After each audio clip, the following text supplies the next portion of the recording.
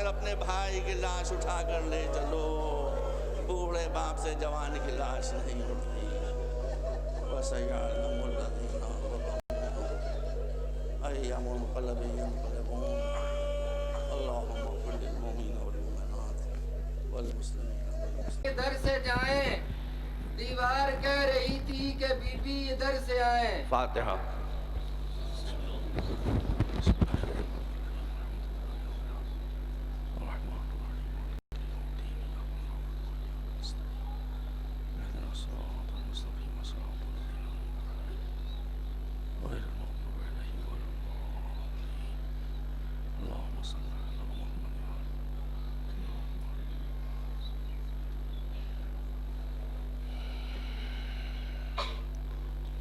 پر محمد وآل محمد صلوات۔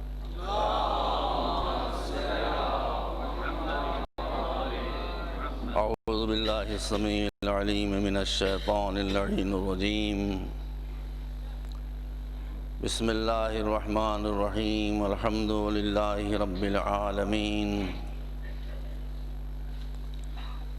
بارئ الخلائق اجمعین، والصلاة والسلام والتحیۃ والاکرام علی سیدنا و نبینا و شفیعنا بالقاسم محمد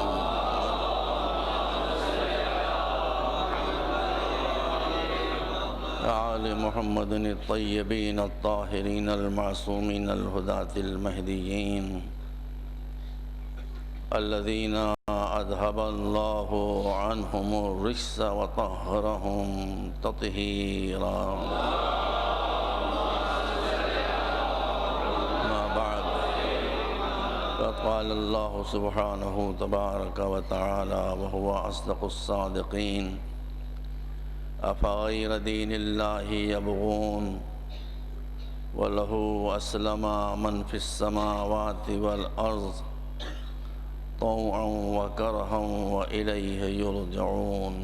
صلوات محمد علیہ۔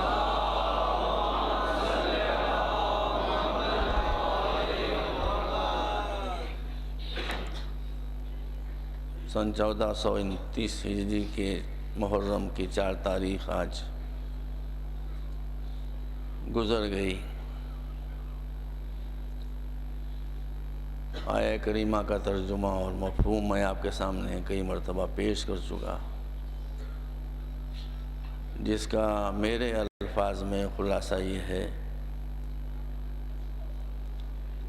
کہ کائنات کا بنانے والا اس بات کا زیادہ حق رکھتا ہے کہ وہی اس کائنات کا قانون بنائے۔ انسان کا پیدا کرنے والا جو علیم و خبیر و قدیر ہے، وہی اس بات کا حق رکھتا ہے کہ وہ ہمارے لیے قانون حیات بنائے۔ اس نے جو قانون حیات بنایا ہے اس کا نام ہے اسلام۔ ارشاد الہی ہو رہا ہے کہ انسانوں کے علاوہ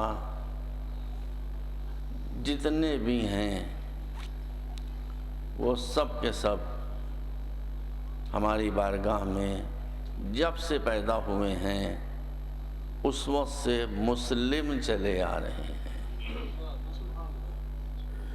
جس لمحے پیدا ہوئے اس لمحے سے وہ مسلمان چلے آ رہے ہیں۔ اب میں تفصیلی بحثوں میں وقت میرے پاس تنگ ہے، میں آپ سے شرمندہ ہوں کہ میں کیا کروں، وقت میرے پاس بہت مختصر ہے۔ وقت تو مجلس شروع ہوتی ہے، وقت ختم ہو جاتی ہے، تو میں اس بحث سے پڑھنا نہیں چاہتا کہ وقت کب سے ہے، جانتا ہوں، مگر میں عرض کر چکا کئی مرتبہ میری مجبوری کی ہے، مجلس نہیں ہے، یہ سیمینار ہے۔ اگر آپ زیادہ سنجیدہ باتیں سننا چاہتے ہیں اور خالص علمی بات سننا چاہتے ہیں تو پھر کوئی سیمینار رکھیے تاکہ میں اس میں آگے تقریر کروں۔ یہاں ہر سطح ذہنی رکھنے والے افراد موجود ہیں، لہذا ویسی گفتگو مجھے کرنا پڑتی ہے۔ تو جتنی بھی چیزیں ہیں وہ سب انسان سے نیچے ہیں، انسان سب کے اوپر ہے، حیوانات سے اوپر، نباتات سے اوپر، جمادات سے اوپر، تو جب اللہ یہ فرما رہا ہے کہ جمادات و نباتات و حیوانات کی دنیا میں ادھر کوئی شے پیدا ہوئی اور وہ پیدائشی طور پر ہی مسلمان ہوتی ہے، اور مسلمان ہونے کی علامت یہ ہوتی ہے کہ مسلمان ہوئی اور اس نے اللہ کی بارگاہ میں سجدہ کیا۔ اب جو سجدے کا طریقہ بھی اس کا ہے، سجدہ تو ایک سمبل ہے، اس کے معنی اپنے کو سرنڈر کرنا۔ اللہ کی بارگاہ میں اس نے اپنے کو سرنڈر کر دیا کہ جو تو کہے گا وہ ہم کریں گے۔ تو جب انسانوں سے نیچے مخلوقات کا عالم یہ ہے کہ وہ پیدا ہوتے ہی مسلمان ہیں، اور ان کا اسلام یوں ظاہر ہوتا ہے کہ پیدا ہوتے ہی وہ سجدہ کرتے ہیں، تو کتنی بدنصیبی کی بات ہوتی اگر انسانوں میں کوئی ایسا نہ ہوتا کہ جو پیدا ہوتے ہی اللہ کو سجدہ کرے۔ اس لیے وہ ہستیاں کہ جن کو اس نے نمائندہ بنا کر بھیجا ہے، ان کی زندگی کا پہلا کام یہی تھا کہ پیدا ہوتے ہی انہوں نے اللہ کا سجدہ کیا۔ سب نے کیا، مگر مشہور ہے مولا علی کے لیے۔ کعبے کے اندر پیدا ہوئے اور پیدا ہونے کے بعد سب سے پہلا کام کیا؟ سجدہ۔ کس کو سجدہ؟ کسی بت کو سجدہ؟ لات و حبل کو سجدہ؟ لات و حبل کو سجدہ نہیں تھا، بال کو سجدہ نہیں تھا، کسی بت کو سجدہ نہیں تھا، کسی مورتی کو سجدہ نہیں تھا، کسی صنم کو سجدہ نہیں تھا، معبود برحق کا سجدہ۔ اور فرمایا آپ نے، اے بھائی تو جو پیدا ہوتے ہی معبود برحق کا سجدہ کر رہا ہے، اس کو آپ اس لسٹ سے ہٹا دیجئے کہ وہ ایمان کب لایا۔ ایمان لانا تو ان کے لیے ہوگا جو کبھی کسی وجہ سے بھی بتوں کو سجدہ کرتے رہے ہوں۔ جب وہ ان کا قبلہ بدلے گا اور بتوں کے بجائے وہ اللہ کو سجدہ کرنا شروع کریں گے تب مومن ہوں گے۔ لیکن جس نے کبھی بتوں کو سجدہ کیا ہی نہیں، پہلا سجدہ اللہ کو کیا، تو وہ اس لسٹ میں ہے ہی نہیں۔ آپ کیوں اس کو ڈی ویلو کرتے ہیں کہ وہ کب ایمان لایا اور وہ کب اسلام لایا؟ وہ کافر کب تھا کہ جو مسلمان ہو؟ صلوات پر محمد وآلہ محمد۔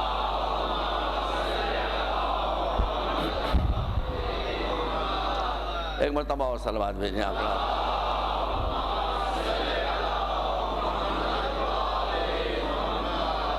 کل بھی مجلس کے بعد مجھ سے کچھ لوگوں نے کہا، آج بھی بہت ہی اچھی بچی ہے ماشاءاللہ مجلس میں پڑھنے والی، بہت مخلص ہے، بہت مخلص ہے، پڑھی لکھی ہے، انگلش ماشاءاللہ اس کی بہت اچھی ہے، میں اس سے مل چکا ہوں۔ اس نے بھی آج یہ پیغام مجھ تک پہنچا پیغام مجھ تک۔ کل بھی مجلس کے بعد لوگوں نے کہا تھا کہ ہر ایک کی بات کو سنا کیجئے، ریئیکٹ کبھی نہ کر جایا کیجئے، اس میں معاملہ خراب ہو جاتا ہے۔ کہ کچھ لوگ یہ کہتے ہیں کہ ان مجلسوں سے کیا فائدہ، ان مجلسوں سے ہمیں کیا ملتا ہے، ان مجلسوں کو پڑھنے کے لیے جو لوگ آتے ہیں وہ ایک چاند کا مسئلہ تو حل نہیں کر سکے، تو ایسی مجلسوں میں جانے سے کیا فائدہ ہے؟ کوئی بات نہیں، ہر ایک کو رائے دینے کا حق ہے۔ اسلام میں آزادی رائے، آزادی بیان، آزادی فکر یہ بنیادی حقوق میں مانا گیا ہے۔ یہ کفر کی سیرت ہے، جبر۔ جہاں کفر ہوگا وہاں جبر ہوگا، وہاں سپریشن ہوگا۔ جہاں ایمان ہوگا وہاں فریڈم ہوگا، وہاں لبرٹی ہوگی، وہاں آزادی ہوگی۔ اس لیے کہ انسان کو اختیار دیا گیا ہے، تو اختیار دیا گیا تو اس کو مجبور کیسے کیا جا سکتا ہے بھائی؟ یہ اختیاری کیوں دیا گیا؟ ٹھیک ہے، تو ہم کو ان کی بات سننا چاہیے کہ وہ کیوں ایسی بات کہتے ہیں۔ وہ بھی ہمارے بچے ہیں، اللہ ان کو سلامت رکھے۔ مگر میں اپنے بچوں سے پوچھنا چاہتا ہوں پیار و محبت کے ساتھ کہ ان کو مجلسیں پڑھنے والوں سے اختلاف ہے یا مجلسوں سے اختلاف ہے؟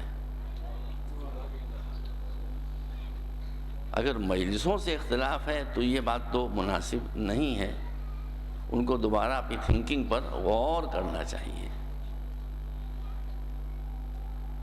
لیکن اگر مجلسوں میں پڑھنے والوں سے اختلاف ہے تو یہ اختلاف میں ان کا تسلیم کرتا ہوں، مگر وہ خود غور کریں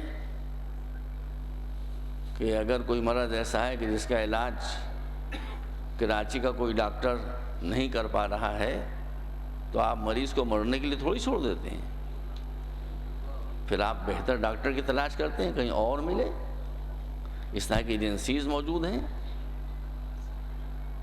ہندوستان میں بڑے بڑے اسپتال موجود ہیں مختلف امراض کے، یورپ میں ہیں، سنگاپور میں بہت اچھا سسٹم ہے، وہاں آپ مریض کو بھیجتے ہیں. تو میں کوئی اس پر اعتراض نہیں کر رہا ہوں، ہر آدمی کا ذوق الگ ہوتا ہے، مگر پڑھنے والے کی بھی مجبوریاں ہوتی ہیں. کیا کرے آدمی، سمجھ رہے ہیں؟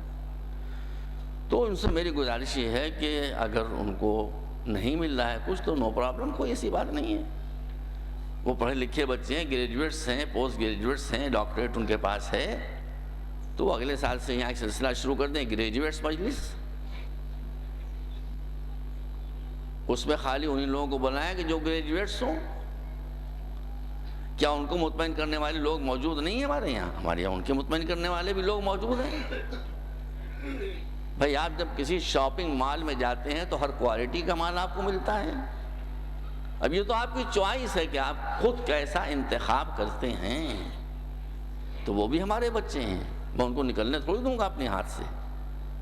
میں اس بات کی ذمہ داری لیتا ہوں، ایک سے ایک انگلش میں پڑھنے والے لوگ موجود ہیں، with most modern approach پڑھنے والے موجود ہیں. مگر مجھے ابھی بتا دیں وہ میرے جانے سے پہلے کہ اگر وہ گریجویٹس مجلس کرنا چاہتے ہیں کراچی میں، موسٹ ویلکم کریں.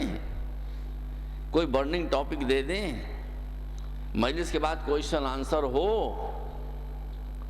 تاکہ آپ مطمئن ہو جائیں. وہ دین کی جس کی فاؤنڈیشن ہی علم اور عقل پر ہے، وہ پڑھے لکھے لوگوں سے کیوں گھبرائے گا بھائی؟ ابھی وہ تعلیم یافتہ لوگوں سے کیوں گھبرائے گا؟ جو ریزننگ کا مذہب ہے، جس کی فاؤنڈیشن ریزننگ کے اوپر ہے، وہ انٹلیکچوئل سے کیوں گھبرائے گا بھائی؟ وہ نہیں گھبرائے گا، وہ تو ان کو ویلکم کرے گا. تو اس لیے میرا بہت مؤدبانہ یہ بیان ہے. وہ میرے اپنے بچے ہیں، میں ان کو سینے سے لگاتا ہوں. میں زیادہ کچھ کہنا نہیں چاہتا. لکھنؤ میں اس طرح کا ایک پروگرام شروع ہو چکا ہے جس میں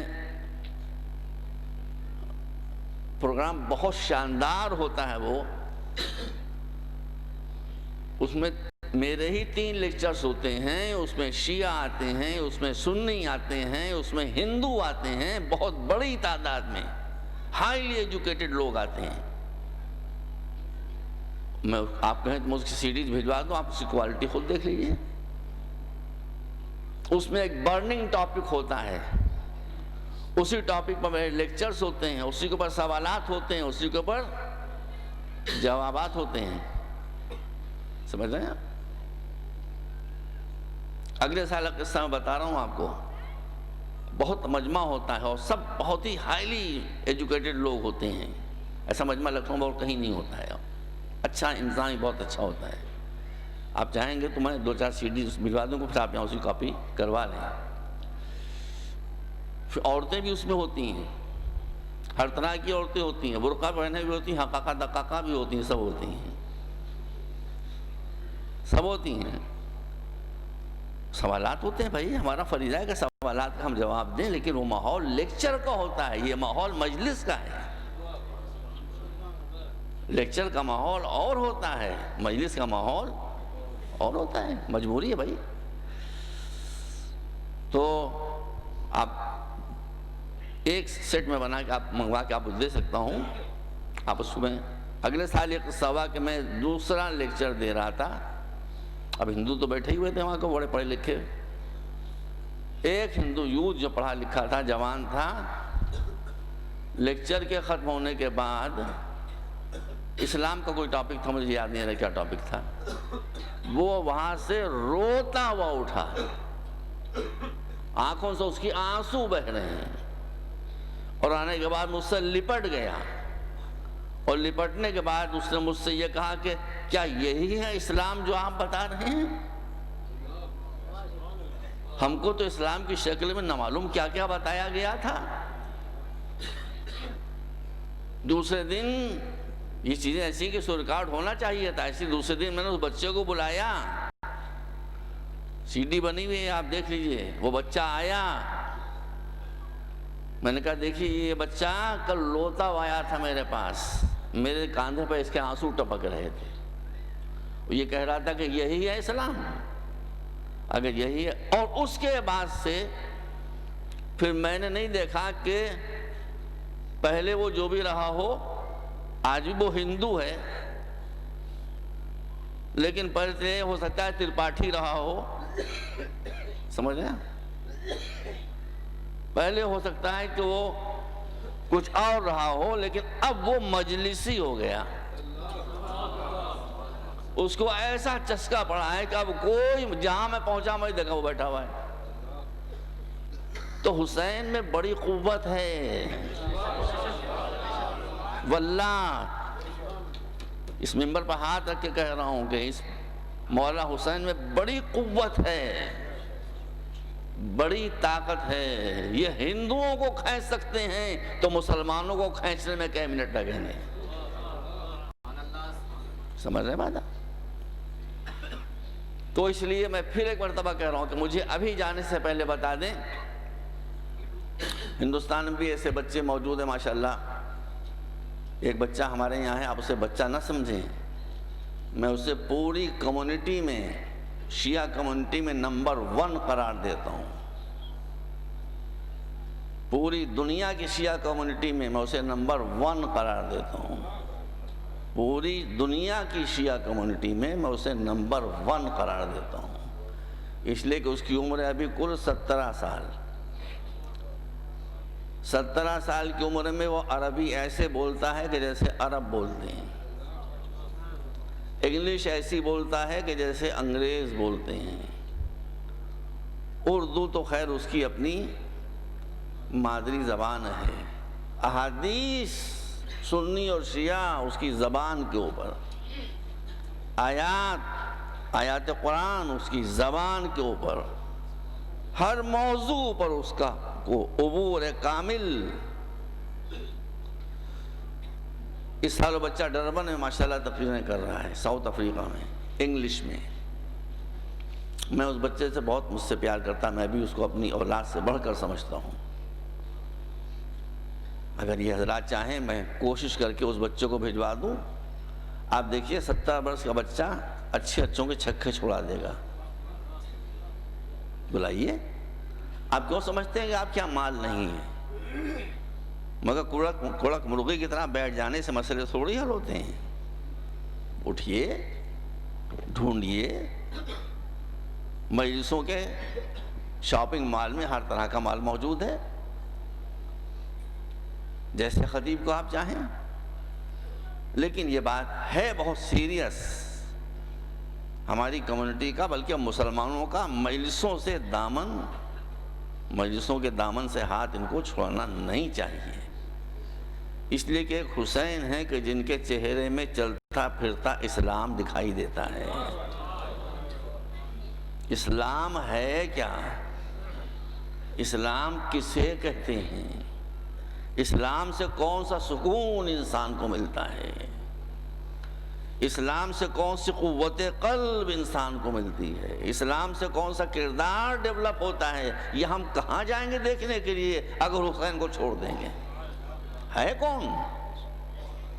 یہ ہے حسین۔ حسین اگر آنا ہے خود رسول اللہ، ٹھیک ہے، ان کے تو بزرگ ہیں، ان کی بات میں تھوڑی کر رہا ہوں۔ تو حسین کا دامن چھوٹنے نہ پائے، اس کا خیال رکھیے گا، ورنہ سب نکل جائے گا۔ حسین گئے اور سب گیا۔ تو آپ کو ہم سے شکوہ ہے، آپ کا شکوہ ہم قبول کرتے ہیں، سر آنکھوں کے اوپر ہے، ہم نے شکوہ کیا ہے، آپ ہماری مجلس میں نہ آئیے۔ حسین سے تو آپ کو کوئی شکایت نہیں ہے، آپ ان کی مجلس کیجئے، ہم آپ کے ساتھ کوآپریٹ کریں گے، ہم ایسے لوگوں کو بھیجیں گے کہ جو آپ کے سوالات کا جواب دیں اور آپ کو مطمئن کریں۔ صلوات پر محمد و آل محمد۔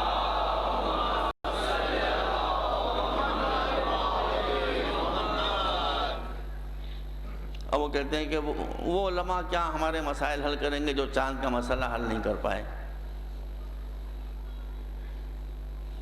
کیا کیا؟ چاند کا مسئلہ حل شدہ ہے بھائی، مگر ہم آپ کو مسئلہ بتا سکتے ہیں، مسئلہ منوا تھوڑی سکتے ہیں. ہم آپ کو بتا سکتے ہیں کہ یہ مسئلہ ہے، دس از دا سلوشن. آپ کہیں ہم نہیں مانتے تو نہ مانیے بھائی. تو یہاں حل کا نکلنے کا سوال نہیں ہے، حل نہ ماننے کا سوال ہے. مجھے کہنا نہیں چاہیے، میں تو دیکھیے برابر کہتا ہوں بہت ہی جاہل انسان ہوں، معمولی پڑھا لکھا انسان ہوں. اسی سال میں نے ہندوستان میں شعبان ہی میں یہ اعلان کر دیا تھا کہ رمضان کی پہلی کب ہوگی اور عید کی اور شوال کی پہلی یعنی عید الفطر کب ہوگی. شعبانی میں نے اعلان کر دیا تھا، پریس میں آ گیا تھا، میڈیا میں آ گیا تھا، اور جو میں نے کہا تھا وہی ہوا. اس میں کوئی ایسی بات تھوڑی ہے. قرآن مجید میں اِنَّا كُلَّ شَيْءٍ خَلَقْنَاهُ بِقَدَرٍ، ہم نے کوئی شے ہیپرزرڈ وے میں تھوڑی بنائی ہے، سب ویل کیلکولیٹڈ ہے. اس کیلکولیشن کو آپ پکڑ لیں، سارے مسئلے حل ہو جائیں گے. اور پھر میں نے جو کیا آیت اللہ سستانی کا میں مقلد ہوں، ان کے فتوے کی روشنی میں نے کیا، میری اپنی ذاتی کیا حیثیت ہے. جی یہ بھی کہا گیا کہ مہاراج جی ہمارے مسئلوں کو، اب بھی مہاراج نے تو سارے مسئلے حل کر دی، آپ کو خبر نہیں تو ہم کیا کریں. آپ ایک چاند کو لیے بیٹھے ہیں، لیکن علماء نے کون کون سے مسئلے حل کر دیے وہ بھی تو لسٹ آ کے مجھ سے سنیے پہلے، کہ ہمارے جو مجتہدین ہیں انہوں نے کتنے سافسٹیکیٹڈ اور کتنے پیچیدہ مسئلے تھے جو انہوں نے حل کر دیے. ان کی کتابوں میں موجود ہیں، انگریزی میں موجود ہیں، فارسی میں موجود ہیں، اردو میں موجود ہیں، عربی میں موجود ہیں. تو کیا آپ اپنے علماء کی ناقدری کرتے ہیں؟ ملاؤں کی میں خود ہی ان سے نہیں پٹتی، نہیں بنتی، مگر ملا اور ہیں، علماء اور ہیں. ویسے یہ شکوہ چاند کے مسئلے کا کچھ بہت زیادہ بیجا نہیں ہے. سعودی عرب میں ہر سال گڑبڑ ہوتی ہے. اس سال بھی انہوں نے 2 روز پہلے عید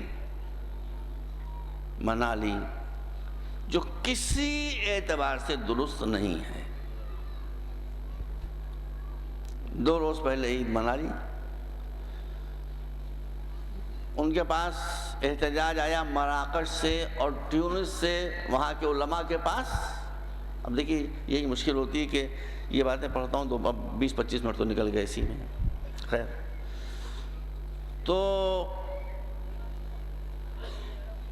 جنرل پرنسپل یہ ہے، اس میں ویریشنز ہیں، لیکن جنرل پرنسپل یہ ہے کہ اگر ایسٹ میں چاند دکھائی دیا ہے تو ویسٹ میں چاند ضرور دکھائی دے گا، اس لیے کہ وہاں وہ طلوع آفتاب، غروب آفتاب جلدی ہوتا ہے، یہاں بعد میں ہوتا ہے. تو جہاں غروب آفتاب پہلے ہوا، جب وہاں چاند دکھائی دے گیا تو جہاں غروب آفتاب بعد میں ہو رہا ہے وہاں چاند ضرور دکھائی دے گا. یہ جنرل اصول پرنسپل ہے، یہ تفصیل میں نہیں جانا چاہتا. تو مراکش اور تیونس کے علماء نے سعودی عرب کے مولویوں سے یہ کہا کہ بھائی یہ کون سا چاند تھا کہ جو سعودی عرب میں تو دکھائی دیا اور ہم کو نہیں دکھائی دیا. بات معقول تھی بھائی وہاں تو 2-2.5 گھنٹے فردر اور بعد میں سورج ڈوبتا ہے نا. کہ یہ کون سا چاند تھا کہ جو آپ کو دکھائی دیا. یہ وہاں کے مفتی کو لکھ کر بھیجا.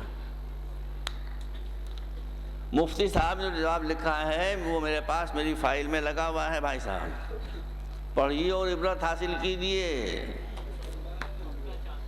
کیا جواب دیا انہوں نے جواب، کیا لکیر کے فقیر ہیں، اور کیا ماشاءاللہ سمجھداری ہے، اور کیا ماشاءاللہ ذہانت ہے، اور کیا ماشاءاللہ عقل و فہم، قربان اس ذہانت کے، صدقے اس علم و دانش کے.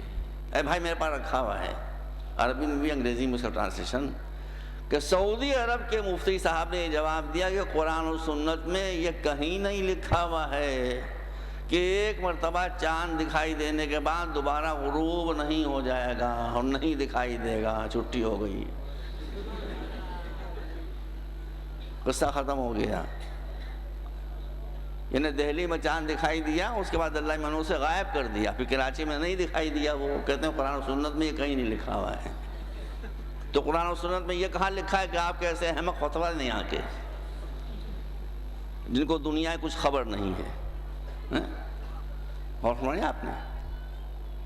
تو یہ اللہ کا بنایا ہوا چاند ہے جو ایک مرتبہ حجاب کے باہر آ جاتا ہے تو 28 دن کے بعد ہی پھر حجاب میں جاتا، اس سے پہلے حجاب میں نہیں جاتا ہے۔ یہ سعودی عرب کے چاند نہیں ہے سڑکوں پر چلنے والے، کبھی نقاب اوپر گئی کبھی نقاب نیچے ہے۔ دیکھیے تو بچے بھی غلط تھوڑی کہتے ہیں۔ ہاں بھائی ایسے ایسے اسٹوپڈ لوگ بھی موجود ہیں، احمق۔ خیر، تو بہرحال میں مسلمانوں کی ذمہ داری نہیں لیتا، میں اسلام کی ذمہ داری لے رہا ہوں۔ میں نے تو آپ کے سامنے کل خود ہی عرض کیا کہ مسلمان تو شربت کی مکھی ہیں۔ ایک پیاسا انسان دوڑتا ہوا آتا ہے شربت پینے کے لیے، اور جب شربت کا گلاس وہ اٹھاتا ہے تو اس میں ایک داڑھی مونچھوں والی مکھی دکھائی دے جاتی ہے، اور وہ اس گلاس کو اٹھا کے پھینک دیتا ہے۔ بیٹا ہماری پرابلم یہی ہے، واللہ ہماری پرابلم یہی ہے۔ ورنہ اسلام اگر مسلمانوں کے کردار میں دکھائی دینے لگے، جو واقعی اسلام ہے، جو صحیح اسلام ہے، تو کون ایسا ہے جو مسلمان نہیں ہو جائے گا؟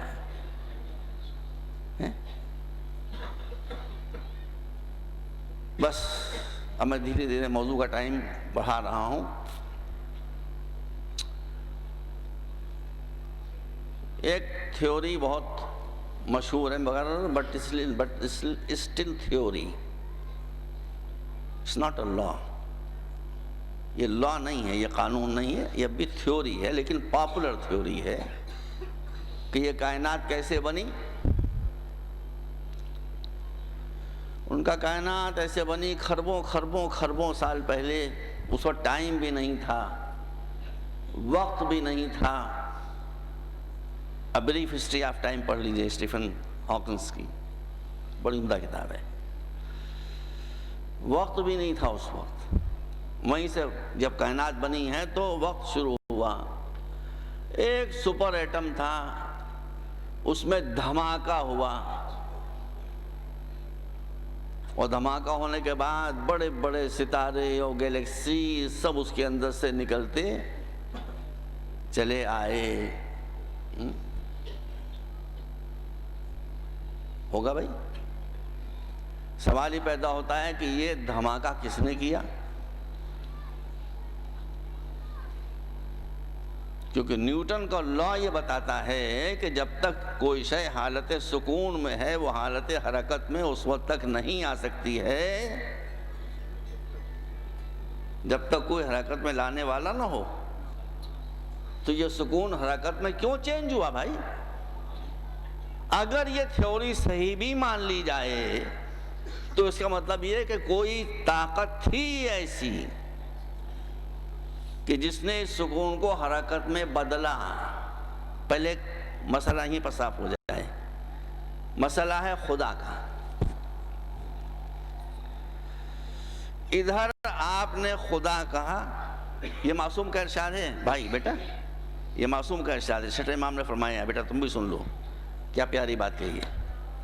فرمایا ہے کہ ادھر تم نے خدا کہا، ادھر تم نے اللہ کہا، اور ممکن ہی نہیں ہے کہ اللہ کو ہو اور کوئی کنسپشن تمہارے ذہن میں نہ آئے، ممکن ہی نہیں۔ کوئی تصور تمہارے ذہن میں لفظ اللہ کے ساتھ ضرور آئے گا، مگر جیسا ہی کوئی تصور اللہ کا تمہارے ذہن میں آئے سمجھ لو کہ یہ اللہ نہیں ہے۔ سمجھ لو بیٹا بات کتنی گہری بات ہے۔ یہ کوئی شے بھی تم نے دیکھی ہو یا نہ دیکھی ہو، ادھر لفظ و آئی تمہارے زبان کے اوپر، کوئی نہ کوئی تصور غلط یا صحیح تمہارے دماغ میں ضرور اس کے بارے میں آتا ہے۔ تو مولا فرماتے ہیں جیسے ہی تم نے اللہ کہا، خدا کہا، مالک کہا، خالق کہا، ویسے کوئی تصور تمہارے ضرور میں ذہن میں ضرور آئے گا، اور فوراً سمجھ لو کہ یہ تصور جو میرے ذہن میں آ رہا ہے یہ اللہ نہیں ہے۔ اس لیے کہ تمہارا برین ہے لمیٹڈ، محدود، اور وہ اور اس کی ہر شے ہے انلیمیٹڈ۔ انلیمیٹڈ شے لمیٹڈ کیپیسٹی رکھنے والے برین میں آ ہی نہیں سکتی۔ تو جو لوگ خدا کو نہیں مانتے ہیں وہ بھی اس کو کوئی بڑا راجہ سمجھتے ہیں، بڑا مہاراجہ سمجھتے ہیں یا بڑا بادشاہ سمجھتے ہیں۔ ایسی بات نہیں ہے۔ مولا نے دعائے مشرور میں کیا ارشاد فرمایا ہے؟ الحمدللہ۔ دیکھو بیٹا مولا کیا فرماتے ہیں الحمدللہ الذی لا یعلم ما ہوا ولا کیف ہوا ولا این ہوا ولا حیث ہوا الا ہو۔ یہ وہ فرما رہے ہیں کہ جنہوں نے کہا کہ جو چاہے پوچھو، وہ یہ کہہ رہے ہیں کہ ہر حمد و ثنا اس اللہ کے لیے ہے کہ جس کے بارے میں کوئی نہیں جانتا کہ وہ کیسا ہے، کہاں ہے، کیا ہے۔ جتنے بھی سوالات اٹھتے ہیں اس کا جواب کسی کے پاس نہیں ہے سوائے اس کے وہی جانتا ہے کہ وہ کیا ہے، وہی جانتا ہے کہ وہ کہاں ہے، وہی جانتا ہے کہ وہ کیسا ہے۔ یہ خیال ذہن میں پہلے سے رہے۔ تو ان کا ایک دھماکہ ہوا، اور دھماکہ ہونے کے بعد گیلیکسیز، پلینٹس، اسٹار یہ سب نکل پڑے، اور جب سے نکلے ہیں اس وقت سے مصروف سفر ہیں۔ اس وقت سے یہ کائنات پھیلتی چلی جا رہی ہے۔ ہمیں اس کی لمٹس نہیں معلوم، مگر ہم یہ جانتے ہیں کہ لمٹ لیس ہونے کے باوجود بھی یہ پھیلتی چلی جا رہی ہے۔ میں آپ سے یہ پوچھنا چاہتا ہوں، ایک ہوتا ہے دھماکہ ہونا، ایک ہوتا ہے دھماکہ کرنا۔ جب دھماکہ ہوتا ہے تو تباہی آتی ہے۔ کیوں بیٹا میں غلط کہہ رہا ہوں؟ دھماکہ ہوتا ہے تو تباہی آتی ہے۔ کسی گھر میں گیس سلنڈر لگا ہوا ہے، کھانا پکانے والا، اتفاق سے وہ لیکیج ہو گیا اور دھماکہ ہو گیا تو کیا ہوگا؟ تباہی۔ کوئی آدمی پاس میں کھڑا ہوا ہے وہ مر جائے گا، دیواریں اڑ جائیں گی۔ اب یہ دھماکے کی ویلاسٹی کے اوپر ہے، کتنا زوردار دھماکہ ہوا ہے۔ یہ دھماکہ ہو گیا، اس دھماکے سے سوائے تباہی کے کچھ ملے گا نہیں۔ لیکن اگر کوئی دھماکہ کرنے والا ہوتا ہے کسی پلینڈ وے میں، تو دھماکے کے ساتھ ڈیزائن پیدا ہوتا ہے۔ ایک دھماکہ تو اللہ اس سے پاکستان کو بچائے اس کے شر سے۔ میں تو دل چاہتا ہے کہ توبہ توبہ، قرآن میں تحریف تو میں نہیں کر سکتا، دل چاہتا ہے میں کہہ دوں کہ من شر الوسواس الخناس الدھماک الذی۔ یہ بھی ایک مصیبت ہماری جان کے اوپر ہے۔ خدا ان لوگوں کو عقل دے بھائی، اللہ کہیں سے عقل دے ان کو۔ خیر، اب یہ دھماکہ جو ہوتا ہے اس میں سوائے تباہی و بربادی کے اور کچھ نہیں ہوتا۔ بے قصور پولیس والے بیچارے، پولیس مین، یہ لوگ یہ نہیں سوچتے، سمجھتے ہیں کہ یہ آدمی آسمان سے ٹپکا ہے۔ یہ نہیں معلوم ہوتا ہے ان کو کہ اس کے بچے پر کیا گزر رہی ہوگی، اس کی بیوی پر کیا گزر رہی ہوگی۔ یہی ہے، انسانیت مر جاتی ہے تب اس طرح کی حرکتیں شروع ہوتی ہیں۔ اس کی اسلام اجازت نہیں دیتا بالکل۔ تو ایک تو دھماکہ ہوتا ہے تو دھماکہ ہونے میں صرف تباہی ہوتی ہے۔ ایک دھماکہ ہوتا ہے، اب میں چھوٹی چھوٹی مثال دے رہا ہوں بچے بھی سمجھ لیں۔ ایک دھماکہ تو یہ ہو گیا اس میں تباہی و بربادی کو کچھ نہیں۔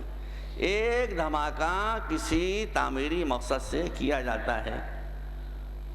فرض کیجئے کہ یہاں 15 اگست 14 اگست کو آتش بازی چھوٹ رہی ہو، تو آتش بازی میں آپ نے اکثر دیکھا ہوگا ہوائی میں بھی جب چلتی تو ایک دھماکہ ہوتا ہے، لیکن وہ ہوائی جب آسمان پر جاتی ہے تو کتنے اچھے اچھے پھول اس کے اندر سے گرتے ہوئے آپ کو دکھائی دیتے ہیں۔ تو وہ گیس سلنڈر کا جو دھماکہ ہے وہ آپ کہیں گے کہ دھماکہ ہو گیا، یہ تباہی پھیلانے والا ہے۔ یہ دھماکہ جو ہوا ہے جس سے پھول برسنا شروع ہوئے ہیں، یہ کسی کاریگر کا کمال ہے۔ تو بیٹا میں غلط تو نہیں کہہ رہا ہوں؟ تم لوگ تو لکھنؤ آتا ہی نہیں، اتنا بلاتا ہوں میں۔ پتہ نہیں کیوں ڈرتے ہو اتنا بھائی؟ حالانکہ اس شہر کا نام ہی ہے لکھنؤ.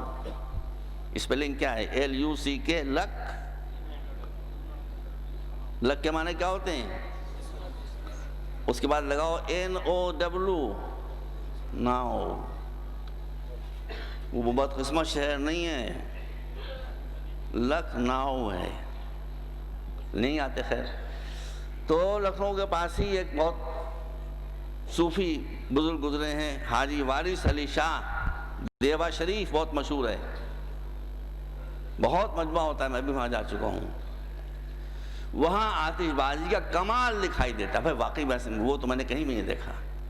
ابھی وہ ایک بڈھا آتش باز زندہ ہے، وہ آتش بازی کا جب شو کرتا ہے تو وہ زمین میں ایک دھماکہ ہوتا ہے، اور اس کی تھوڑی دیر کے بعد ایک چند سیکنڈ تک، 15-20 سیکنڈ تک، یہ نہیں میں کہتا گھنٹوں، لیکن آسمان کے اوپر حاجی صاحب کا جو مزار ہے وہ آتش بازی سے بنا ہوا دکھائی دیتا ہے.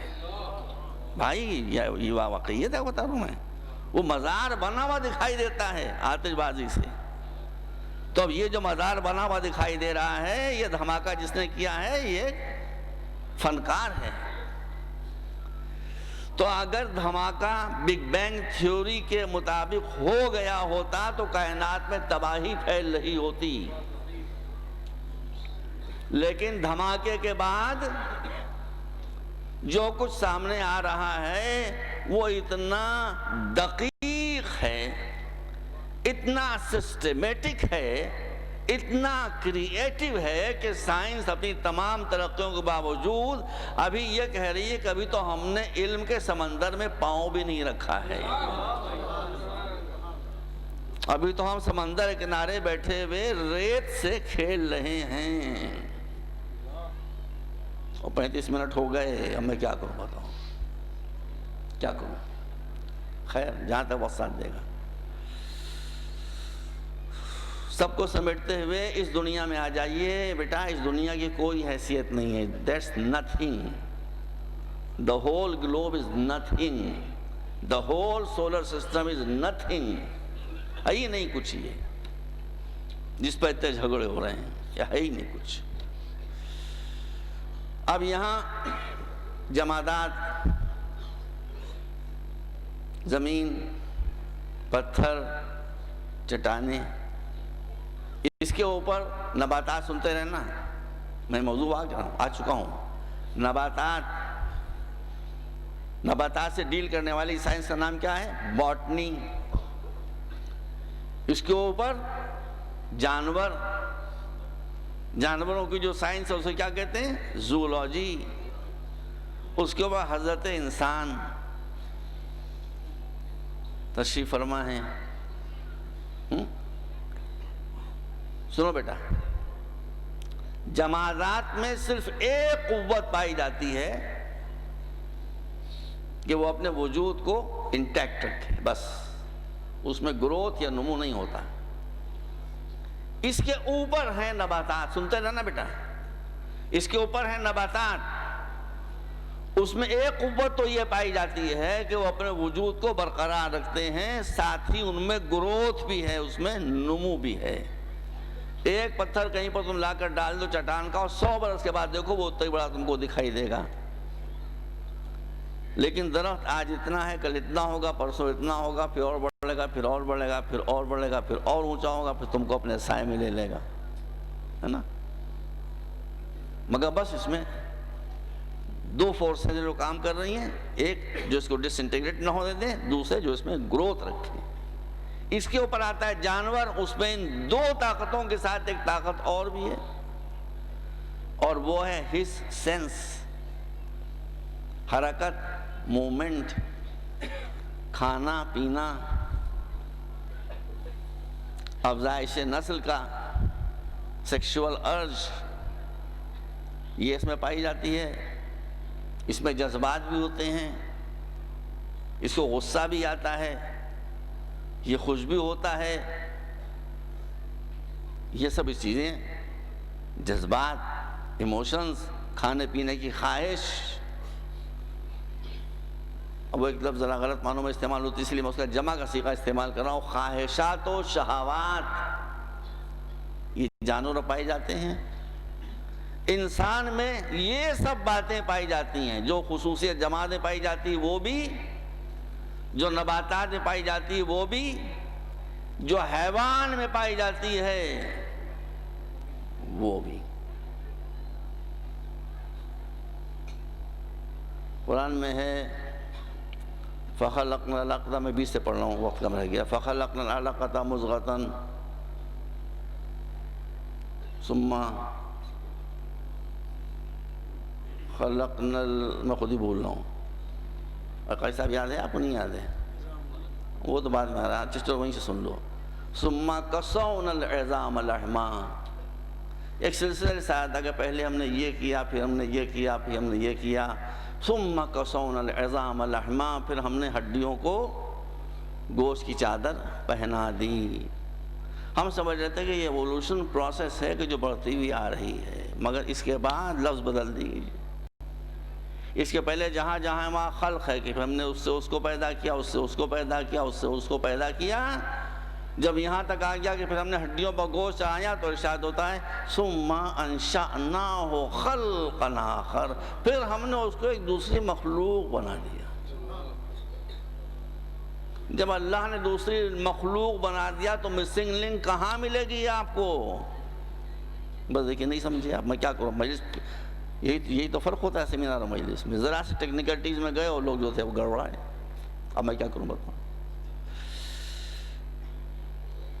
تو اب خلقت نہیں ہے، ایوولوشن یہاں تک آنا تھا، لیکن جب انسانیت کی منزل آئی تو ارشاد ہوتا ہے ثُمَّ أَنشَأْنَاهُ خَلْقًا آخَرَ، پھر ہم نے اس کو بالکل ایک دوسری طرح کی مخلوق بنا دیا۔ اب اس کو کیا ملا؟ وہ ساری چیزیں جو جمادات کے پاس تھی، جو نباتات کے پاس تھی، جو حیوان کے پاس تھی، وہ سب بھی ہیں پلس عقل، پلس انٹلیکٹ،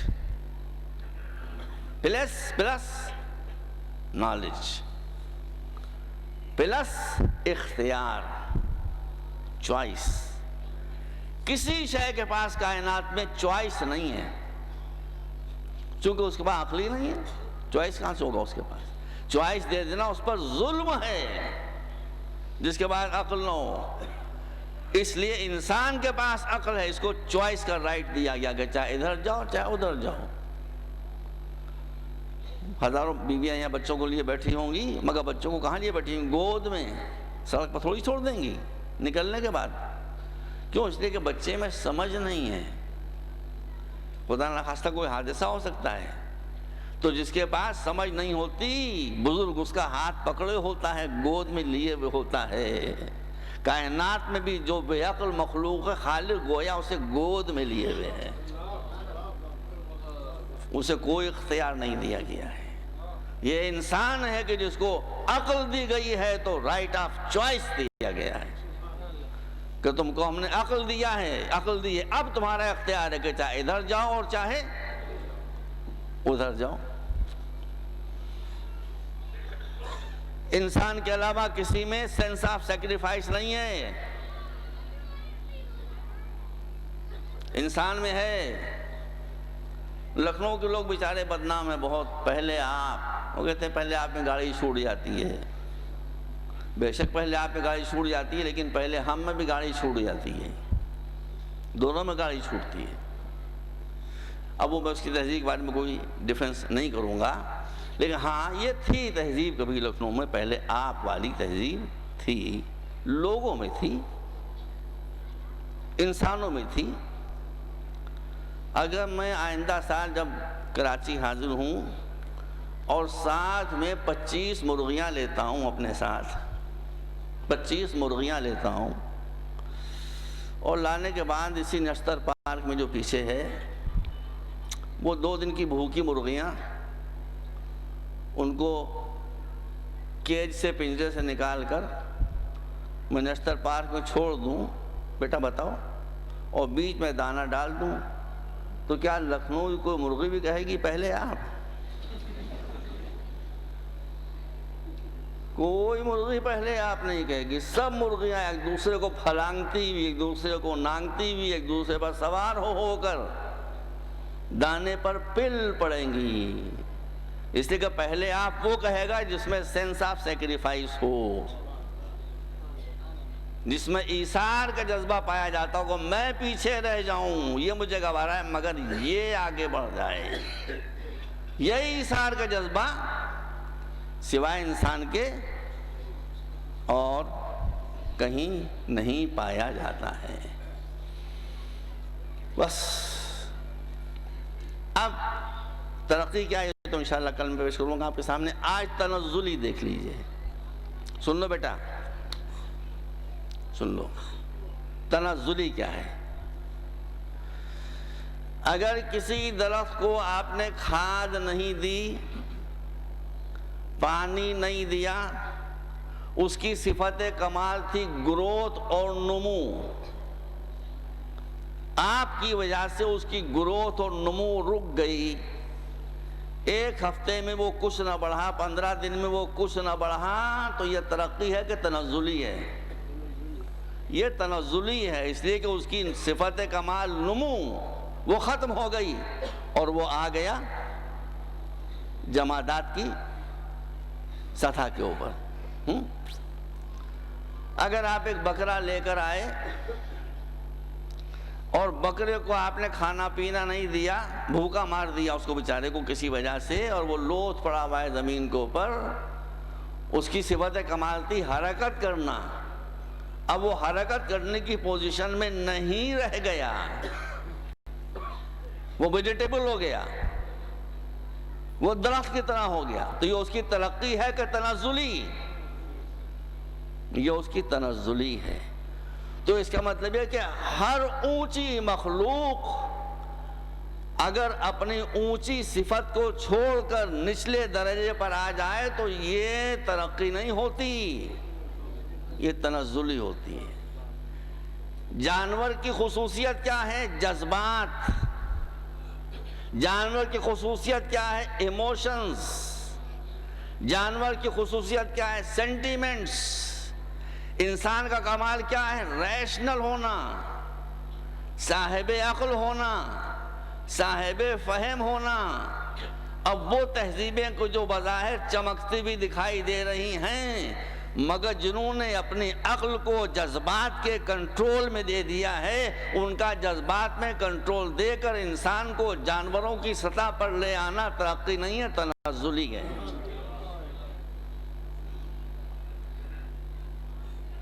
کیا کروں؟ بیویاں بیٹھی ہوئی ہیں، لیکن سمجھانا تو مجھے پڑے گا ہی۔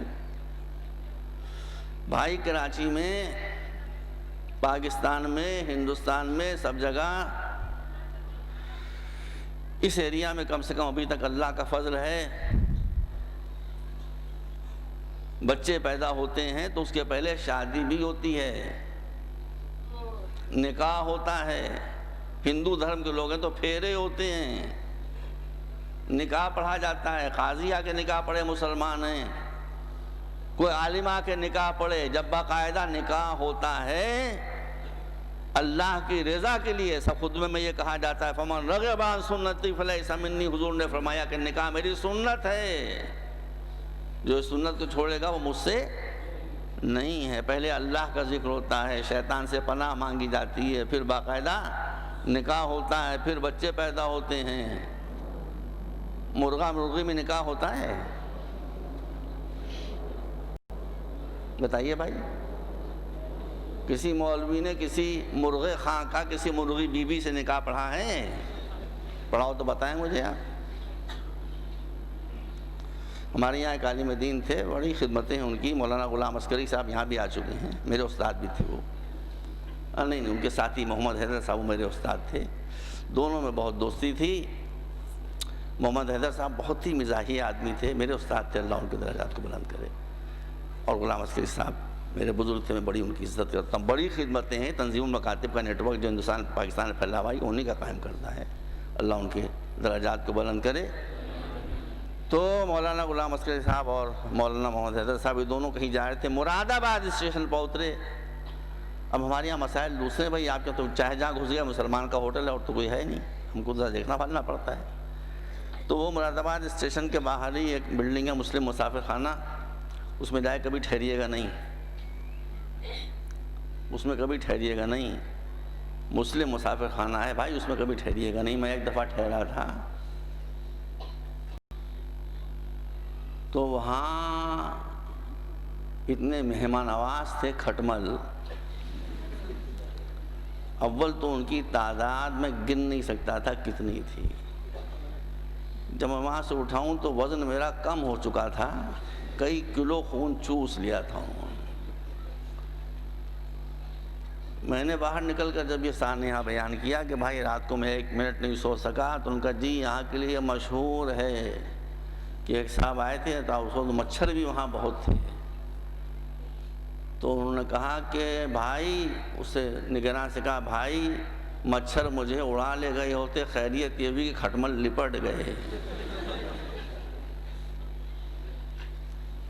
تو اسی کے بعد ہوٹل پوٹل ہیں چھوٹے چھوٹے، وہاں مولانا غلام عسکری صاحب اور محمد حیدر صاحب تشریف لے گئے۔ اس زمانے میں انڈا، ایک انڈا ابلا ہوا 1 روپے کا ملتا تھا، اس ہوٹل والے نے کہا 1.5 روپے کا، تو غلام عسکری صاحب سے ذرا اس سے کوئی بات نہیں تھی، اٹھانے کی بات کیا تھی 50 پیسے کی، لیکن کچھ ذرا سا گرما گرمی ہو گئی کہ ساری جگہ 1 روپے کا مل رہا ہے، تم 1.5 روپے کیوں دے رہے ہو، یہ وہ کچھ بات جب گرما گرم ہوئی تو حیدر صاحب نے ان سے کہا غلام عسکری صاحب سے کہ بھائی غلام عسکری ٹھہرو ٹھہرو، غصہ نہیں کرو، یہ 1.5 روپے کا جو انڈا دے رہا ہے یہ صحیح پیسے مانگ رہا ہے، تو تم بھی اور اس کا ساتھ دے رہے ہو، کہاں سے صحیح دے رہا ہے، سب جگہ دنیا میں 1 روپے کا مل رہا ہے، کہا نہیں یہ 1.5 روپے کا جو دے رہا ہے یہ صحیح دے رہا ہے۔ ایک بات یہ کہ یہ اس مرغی کا انڈا ہے کہ جس کا پہلے باقاعدہ نکاح ہوا تھا، اس سے یہ انڈا ہوا ہے۔ تو وہ بھی ہنسنے لگا، اس نے کہا اچھا 1 ہی روپے میں لے جائیے۔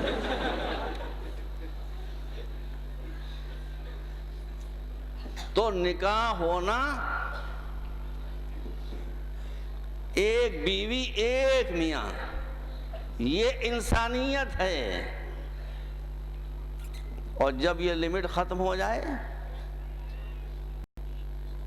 میں زیادہ نہیں کہہ سکتا، یہ مجلس کا تقدس ہے، جب یہ لمٹ ختم ہو جائے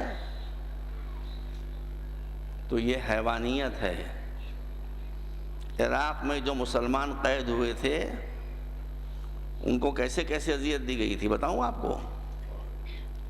اب غیرت دار مسلمان ہوں، دیکھ لیا کہ بھائی یہ عبادت گزار مسلمان ہے، یہ نماز پڑھنے والا مسلمان ہے، اس میں غیرت اسلامی پائی جاتی ہے، آپ نے بھی پڑھا ہوگا یہ اخباروں میں۔ اس کو کیسے اذیت دیتے تھے، میں کیسے ممبر پر آپ کے سامنے کہوں کہ ایک فوجی ایک عورت کو لے گیا، دونوں کھڑکھڑاتے ہوئے ہنستے ہوئے کمر میں باہیں ڈالے ہوئے چلے گئے، اور اس کے سامنے جا کر بالکل نیکڈ ہو گئے، اور نیکڈ ہونے کے بعد وہی کام کیا کہ جو مرغی کے ساتھ کرتا ہے، فقط اس کو اذیت دینے کے لیے۔ آپ بتائیے، تو یہ انسانیت کی تنزلی ہے کہ انسانیت کی ترقی ہے؟ آپ نے جب انسان کو جذبات و خواہشات کی پیروی میں گرا کر جانور کی سطح پر آپ لیا ہے تو یہ ترقی نہیں ہے، یہ تنزلی ہے۔ اسی لیے اسلام نے کہا کہ اسلام وہ ہے کہ جہاں جذبات عقل کے کنٹرول میں رہیں، اور حیوانیت یہ ہے کہ جہاں انسان اپنی عقل کو جذبات و پیشنز و ایموشنز کے اور سینٹیمنٹس کے کنٹرول میں دے دے۔ بس مجلس کا وقت ختم ہو گیا۔ آپ اگر اہل بیت کی سیرت نظر ڈالیں گے تو آپ کو وہاں یہی دکھائی دے گا۔ میں چیلنج کرتا ہوں آپ کے سامنے کہ کوئی بھی شخص حضور اور حضور کی آل میں کوئی ایک واقعہ ایسا دکھا دے کہ جہاں حضور یا حضور کی آل نے کوئی فیصلہ جذباتیت میں کیا ہو، ایک فیصلہ آپ نہیں دکھا سکتے۔ مسلم نے عقیل کو بھی امام نے بھیجا تھا کہ کوئی جذباتی فیصلہ نہیں تھا۔ مسلم نے عقیل کو کوفے بھیجا امام نے، کوفے کے 18,000 لوگوں نے بیعت کی، مسلم نے مولا کو خط لکھا، مولا 18,000 لوگوں نے یہاں بیعت کر لی ہے، آپ تشریف لائیے۔ سارے واقعے آپ کے سنے میں ہے، کوئی نیا واقعہ میں گڑھ کے آپ کے سامنے پیش نہیں کر سکتا۔ یزید کو خبر ہوئی، نعمان ابن بشیر کو گورنرشپ سے ہٹایا گیا، وہ ذرا نرم مزاج آدمی تھا، اس کی جگہ ابن زیاد خبیث ملون ابن ملون، خبیث ابن خبیث کو، ظالم ابن ظالم کو، شقی ابن شقی کو بھیجا گیا، اور پھر کوفے میں دہشت پھیل گئی، یہاں تک کہ جناب مسلم نے قبل از وقت یا لسارات الحسین کا نعرہ بلند کیا، لوگ جمع ہوئے چلے، پھر حالات ایسے ہوئے کہ جناب مسلم نے جب نماز مغرب شروع کی ہے تو اچھی خاصی تعداد میں لوگ پیچھے نماز پڑھ رہے تھے، لیکن دھیرے دھیرے صفوں میں سناٹا ہوتا چلا گیا، یہاں تک کہ مسلم اب اکیلے رہ گئے، اور اب کوفے کی گلیاں ہیں اور کوئی مسلم کو پناہ دینے پر تیار بھی نہیں ہے۔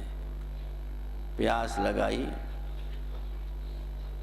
اضطراری طور پر ایک دروازے پر بیٹھ گئے، تھک گئے تھے، ایک خاتون باہر نکلی، کہا کون ہیں؟ کہا اس سے کیا تعلق کہ میں کون ہوں، مجھے بہت پیاس لگ رہی ہے، اگر ہو سکے تو تھوڑا مجھے پانی پلا دو۔ وہ دوڑی بھی گئی، پانی لے کر آئی، پانی پیا، کہا آپ جائیے، پانی آپ نے پی لیا، کوفے کے حالات بڑے خراب ہو رہے ہیں۔ کہا کہاں جاؤں؟ یہ آپ سمجھے نہیں، مسلم نے کیا کہا؟ کہا کہاں جاؤں؟ کہا اپنے گھر جائیے، اور کہاں جائیے گا؟ کہا جس کا کوئی گھر ہو وہ جائے، میرا تو کوئی گھر ہی نہیں ہے۔ کہا آپ کون ہیں؟ کہا میں ہوں عقیل کا بیٹا مسلم، حسین کا نمائندہ۔ ارے آپ ہیں، جانے والی تھی لبیک، جلدی سے دروازہ کھول دیا، تشریف لائے، جو کچھ ممکن تھا وہ سامنے رکھا، اس کے بعد حضرت مسلم کے لیے قیام کا انتظام کر دیا۔ ادھر سرکاری فوجیں مسلم کو ڈھونڈ رہی تھیں، بیٹا اس کا منافق تھا، یہ رات گئے آیا مسلم کو ڈھونڈتا ہوا، تو دیکھا کہ ماں ایک کمرے میں بار بار جا رہی ہے اور آ رہی ہے، جا رہی ہے اور آ رہی ہے۔ کہا ماں یہ بار بار آپ اس کمرے میں کیوں آ رہی ہیں اور جا رہی ہیں؟ بتاتی نہیں تھی، سینکڑوں قسمیں لینے کے بعد بتایا کہ ہمارے گھر میں ایک معزز مہمان آیا ہے۔ کہا کون؟ کہا مسلم ابن عقیل۔ یہ خاموش ہو گیا۔ صبح سویرے گیا اور جا کر دربارے ابن زیاد میں یہ اطلاع دی کہ مسلم میرے گھر میں موجود ہیں۔ ایک سپاہی کو گرفتار کرنے کے لیے 500 سپاہی جو مسلح تھے اور گھوڑوں پر سوار تھے، ان کو ابن زیاد نے روانہ کیا۔ مسلم نے ابھی نماز صبح پڑھی تھی کہ توبہ کا بیان یہ ہے کہ میں نے دیکھا کہ نماز صبح ختم کرنے کے بعد ہی فوراً مسلم کھڑے ہوئے، جلدی سے زرہ پہنی، کمر میں تلوار۔ میں نے کہا مولا یہ کیا کر رہے ہیں آپ؟ کہا کہ تم نے نہیں سنا مگر میں نے گھوڑوں کے ٹاپوں کی آواز سن لی ہے، اس کا مطلب یہ ہے کہ حکومت کو خبر ہو گئی ہے اور لوگ مجھے گرفتار کرنے کے لیے آ رہے ہیں۔ کہا مولا پھر گھر میں رہیے، ایک ایک سپاہی آتا جائے گا، اس سے آپ جنگ کرتے رہیے۔ کہا نہیں یہ میں نہیں کروں گا، چاہے میری جان چلی جائے مگر میں تیرے گھر میں رہ کر جنگ نہیں کروں گا۔ کہا کیوں؟ کہا کہ میرے ہوتے ہوئے کسی پردہ دار خاتون کے گھر میں نامحرم سپاہی گھس آئیں، یہ میری غیرت گوارا نہیں کر سکتی ہے۔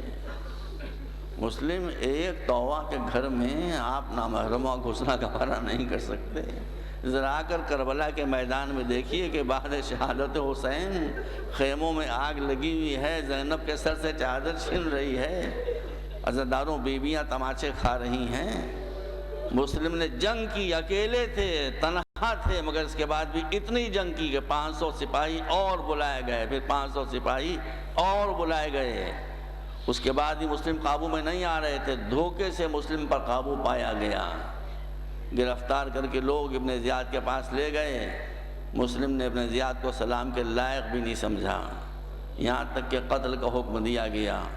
دارالعمارہ کی چھت پر مسلم کو لے جایا گیا، بس دارالوقت ختم ہو گیا، میں کیا کروں۔ دارالعمارہ کی چھت پر لے جایا گیا، مسلم نے قاتل سے کہا کہ مجھے اتنی اجازت دے دے کہ میں 2 رکعت نماز پڑھ لوں۔ ہم سے لوگ کہتے ہیں کہ نماز کے بعد آپ حسین کی زیارت کیوں پڑھتے ہیں؟ ان کو بیک گراؤنڈ نہیں معلوم ہے، ان کو پس منظر نہیں معلوم ہے۔ مسلم نے دارالعمارہ کی چھت پر کھڑے ہو کر 2 رکعت نماز پڑھی اللہ کی، وداعی نماز، اور نماز ختم کرنے کے بعد ادھر رخ کیا ادھر سے حسین آ رہے تھے اور کہا السلام علیکہ یا ابا عبداللہ، اے فرزند رسول اپنے بھائی کا سلام قبول کیجئے، میں آپ پر قربان ہو رہا ہوں۔ ابھی مسلم زیارت پڑھ رہے تھے، گردن پر تلوار پڑی اور مسلم شہید ہوئے، اور مسلم کا جنازہ دارالعمارہ کی بلندی سے زمین پر پھینک دیا گیا۔ بس دارالمجلس ختم ہو گئی، مسلم تو ادھر شہید ہو گئے۔ مسلم کے لاش کے پیروں میں رسی باندھی گئی، کوفہ کی گلیوں میں لاش مسلم کی گھسیٹی جا رہی ہے۔ میں کہتا ہوں مسلم آپ پر بڑی اذیت ہو رہی ہے، آپ کی لاش کے پاؤں میں رسی بندھی ہوئی ہے اور آپ کو کوفے میں گھسیٹا جا رہا ہے، مگر مسلم آپ کو میں روح حسین کی قسم دے کر پوچھتا ہوں کہ یہ بتائیے کہ جب آپ کے پاؤں میں رسی بندھی ہوئی تھی اور آپ کی لاش کوفوں میں گلیوں میں گھسیٹی جا رہی تھی، اس وقت آپ کی روح زیادہ تڑپ رہی تھی یا 12 محرم کو جب زینب کے بازوؤں میں رسی بندھی ہوئی تھی، ام کلثوم کے بازوؤں میں رسی بندھی ہوئی تھی اور شہزادیاں بازار کوفہ میں کھینچتی ہوئی لائی جا رہی تھیں، اور آگے آگے ایک منادی کی آواز تھی کہ یا اہل الکوفۃ والشام ھذہ سبایا من بنات رسول اللہ وسیعلم الذین ظلموا ای منقلب ینقلبون اللہم اغفر للمؤمنین والمؤمنات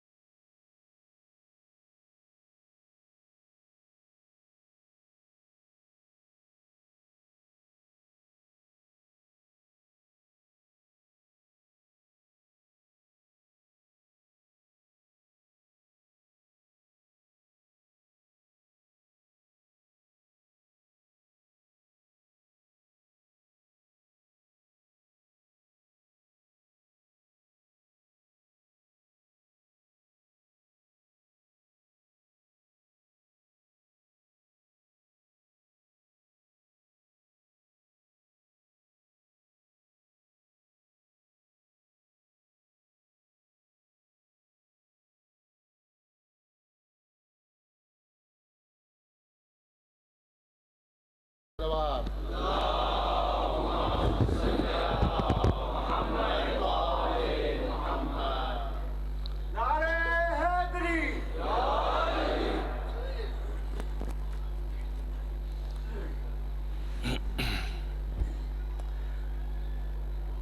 فاتحہ۔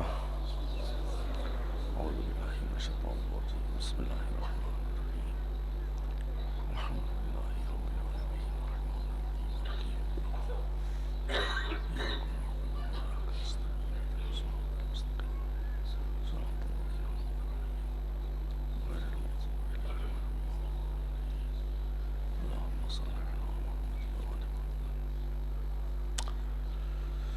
میں انتہائی افسوس کے ساتھ آپ کو یہ اطلاع دے رہا ہوں کہ یہاں کی مشہور خطیبہ اور ذاکرہ سیدہ صغیر فاطمہ مرحومہ کا انتقال ہو گیا، اور کل شام کو بعد مغرب اسی جگہ ان کی نماز جنازہ ہوگی۔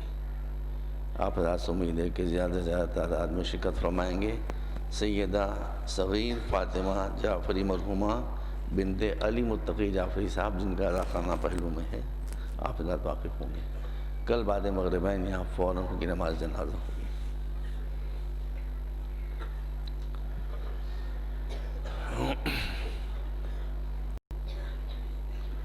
اعوذ أعوذ بالله السميع العليم من الشيطان اللعين الرجيم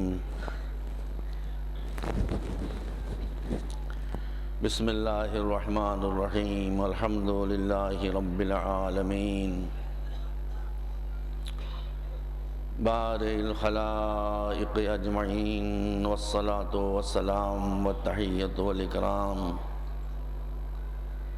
على سيدنا ونبينا وشفيعنا أبي القاسم محمد آله الطيبين الطاهرين المعصومين الهداة المهديين الذين أذهب الله عنهم الرجس وطهرهم تطهيرا.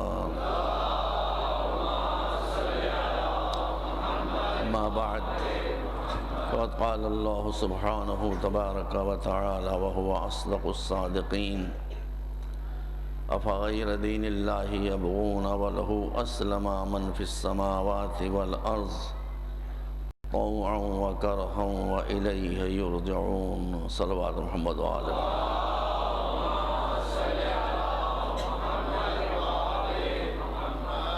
محرم الحرام 1429 کی آج 5ویں تاریخ بھی گزر گئی اور اب چھٹی شب ہے. آیہ کریمہ کا مطلب آپ کے ذہن نشین ہو چکا ہوگا. ارشاد اقدس الہی ہو رہا ہے کہ ہم تمہارے پیدا کرنے والے ہیں، ہم تمہارے بنانے والے ہیں، ہم تمہارے خالق ہیں. ہم جانتے ہیں کیا شے تمہارے لیے بہتر ہے، کیا شے تمہارے لیے بہتر نہیں ہے. ہم جانتے ہیں کیا شے تمہارے لیے مفید ہے، کیا شے تمہارے لیے مضر ہے. ہم تمہاری فطرت کے بنانے والے ہیں. اس لیے جس طرح سے پوری کائنات ہمارے سامنے اپنے آپ کو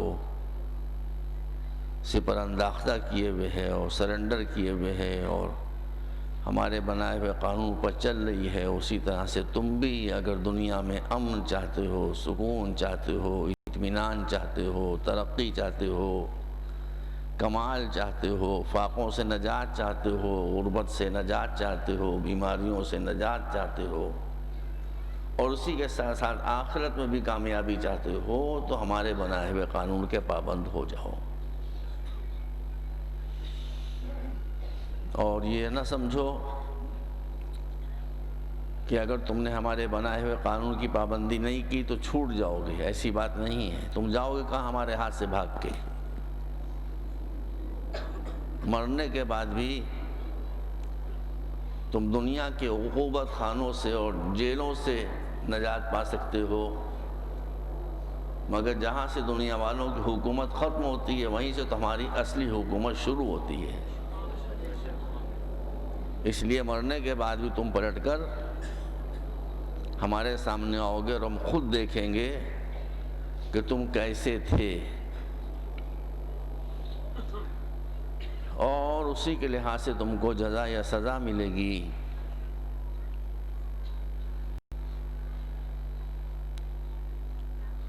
اس نے ہر دور میں کتابوں کو نازل کیا پیغمبروں کے ساتھ، چونکہ ان پیغمبروں کی مدت رسالت کم تھی بالنسبت، اس لیے ان پر نازل ہونے والی کتابوں کی بھی حفاظت نہیں کی گئی. یہ نبی جو آئے یہ نبی آخری نبی ہیں. ان کے بعد کوئی نبی آنے والا نہیں ہے. سچا نبی کوئی آنے والا نہیں ہے. جھوٹا نبی کوئی آ جائے، سچا نبی کوئی آنے والا نہیں ہے. اور چونکہ حضرت عیسیٰ نبی تھے اس لیے انجیل پر ہمارا ایمان ہے، مگر انجیل بھی کتاب الہی تھی. اب اس میں انسانی کلام کی آمیزش ہو گئی ہے، وہ 100% اللہ کلام نہیں رہ سکیں گئی. اور جتنی کتابیں آئیں، ہمارا کسی سے جھگڑا ہی نہیں بھائی. ہم تو ہر کتاب پر جو اللہ کی طرف سے نازل ہوئی ایمان لاتے ہیں، مگر یہ ہسٹوریکل فیکٹ ہے. خود اس مذہب کے ماننے والے کہتے ہیں کہ اس میں دوسرے کلام کی آمیزش ہو گئی ہے. تو چونکہ ان کی رسالت دائمی نہیں تھی، اس لیے کتاب کی بھی حفاظت کا انتظام نہیں کیا گیا. رسول کے ختم نبوت کی سب سے بڑی دلیل یہ ہے کہ قرآن کو سیلڈ کر دیا گیا. ایک سیل لگی حضور کی نبوت پر ختم نبوت کی، اور ایک سیل لگی قرآن پر حفاظت قرآن کی،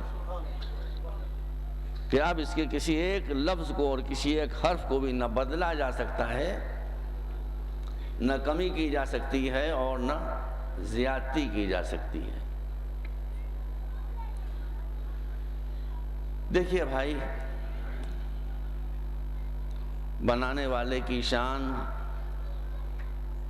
ہمیشہ اس چیز میں جھلکتی ہے جو اس نے بنائی ہے. میں ہندوستان سے آ رہا ہوں. آج ہمارے ملک کے ایک اور خطیب بے عدیل ڈاکٹر عباس رضا نیر صاحب بھی تشریف فرما ہیں. میں نے اولاد کی طرح سے چاہتا ہوں، بہت باصلاحیت انسان ہے یہ،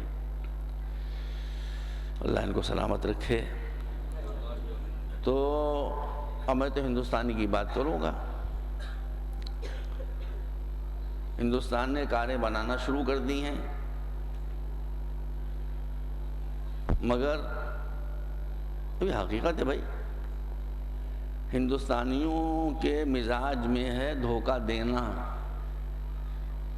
ہے، انکار اس سے نہیں کیا جا سکتا. ہوشیار رہیے گا. میں بلاتا لکھوں آپ کو بار بار ہوں، لیکن ذرا ہوشیاری سے آئیے گا.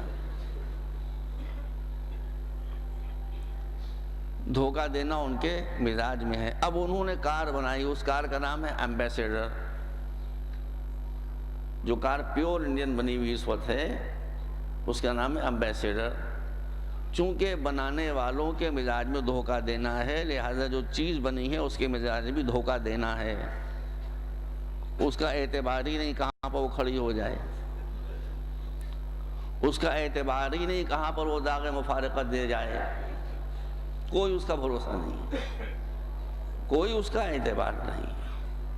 دیکھیے ہمارے یہاں تو حکم یہ ہے، ہمیں اسلام تو موضوع ہے ہی میرا، اسلام کا ایک حکم یہ ہے کہ تم اپنے دشمن میں بھی اگر کوئی اچھی بات پائی جاتی ہے تو اس کو اپریشیٹ کرو. اگر دشمن میں پائی جاتی ہے تو اس کو اپریشیٹ کرو. ذات کو نہ دیکھو، اس کے کام کو دیکھو. جرمن ہیں، جرمنز کبھی دھوکہ نہیں دیتے. وہ دیں گے وہ تو پھر بہت اونچا دھوکہ دیں گے، لیکن یہ چھوٹے موٹے جو روزانہ کے معاملات ہیں اس میں وہ دھوکہ نہیں دیتے. اور اگر کوئی صاحب یہاں پر ضرور تشریف فرما ہوں گے جو جرمنی میں رہتے ہوں گے یا آتے جاتے رہتے ہوں گے، وہاں کا قانون باعزت قوم ہے، سیلف ریسپیکٹنگ نیشن ہے، کمیونٹی ہے. وہاں کی ریلوے کا قانون یہ ہے کہ اگر آپ WT پکڑے گئے ہیں، یعنی بغیر ٹکٹ کے آپ پکڑے گئے ہیں، اور فرض کیجئے فرینکفرٹ سے کولون تک جرمنی کے 2 شہر ہیں، اس کا 100 فرانک کرایہ ہے، اور آپ بغیر ٹکٹ پکڑے گئے ہیں بھائی، تو آپ سے وہ 75 لیں گے، 25% لیس لیں گے. آپ کو ذلت کی مار ماریں گے کہ آپ غریب تھے اس لیے آپ نے ٹکٹ نہیں لیا. یہ مار اتنی زبردست ہوتی ہے، باعزت کے لیے ذلت کی مار سب سے بڑی مار ہوتی ہے. لہذا لوگوں کی روح نکلتی ہے کہ ہم بے ٹکٹ نہ پکڑے جائیں، کہ سوسائٹی میں ہم ذلیل قرار پائیں، کہ 100 فرانک کا ٹکٹ ہم کو 75 فرانک میں دیا جائے. اگر ہندوستان میں لالو ناشاد یہی شروع کر دیں، ان کا نام ہے لالو پرشاد، مگر میں انہیں کہتا ہوں لالو ناشاد. اگر وہ یہی قانون بنا دیں کہ 25% کم لیا جائے گا تو انشاءاللہ ایک مسافر بھی ٹکٹ لینے کی زحمت نہیں کرے گا. یہ مزاجوں کا فرق ہے، ٹیمپرامنٹ کا فرق ہے نا. دیکھیے